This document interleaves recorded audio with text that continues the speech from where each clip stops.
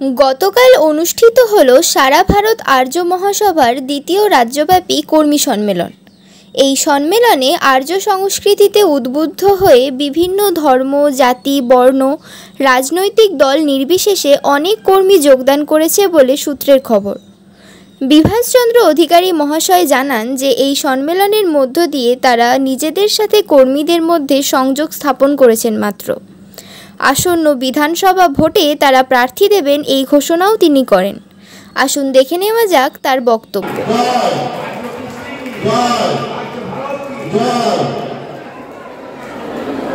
আর্য মহাসভার রাজ্য কর্মী সমাবেশ, দ্বিতীয় রাজ্য কর্মী সমাবেশ। প্রতি বছর কর্মীদের কাছ থেকে রিপোর্ট নেওয়া, তাদের ক্লাস নেওয়া, তাদেরকে উদ্বুদ্ধ করা আর্য সংস্কৃতিতে, এটা সারা ভারত আর্য মহাসভার একটা কার্যক্রমের মধ্যে পড়ে। তো আমরা আজকে যে আশা করেছিলাম তার চেয়ে অনেক বেশি কর্মী এসছে। আমাদের এই আর্য সংস্কৃতি উদ্বুদ্ধ হয়ে মানুষ যোগদান করেছে, কেননা মানুষ এখন বুঝতে পারছে যে বড় বড় ডাকাতরা চোর ধরছে। কেননা চোর তারাও চুরি করছে, ডাকাত তারাও চুরি করছে, মাঝখান থেকে ডাকাতের ভাগ কমে যাচ্ছে। তাই চোরকে বিতাড়িত করার জন্যে ডাকাতরা এখন চোর ধরতে লেগেছে।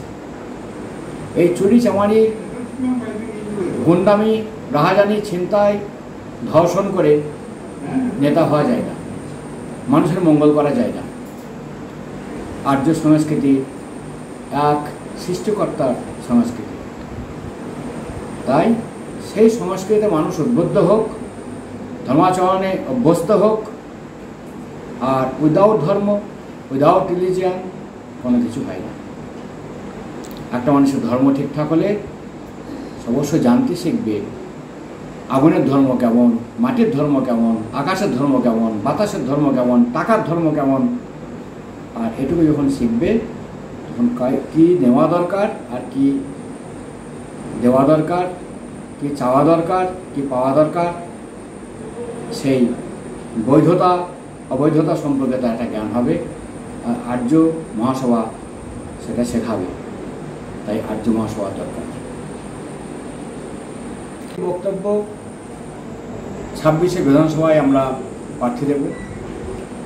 আর আমাদের দলের সবাই লিডার নয়, যারা কর্মী তারা প্রত্যেকে লিডার।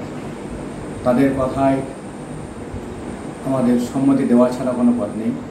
কাজেই 26শে বিধানসভায় আমরা প্রার্থী দেব। যদি আমাদের অর্থনৈতিক অবস্থা খারাপ, আমরা ভিক্ষা চাঁদার ভিতর দিয়েই মানুষের দরবারে পৌঁছাবো, মানুষের মতামত নেব, আর সেই ভোটের ভিতর দিয়ে মানুষের মতামত আমরা উপলব্ধি করব। তাই 26শে বিধানসভাতে আমরা অংশগ্রহণ করছি।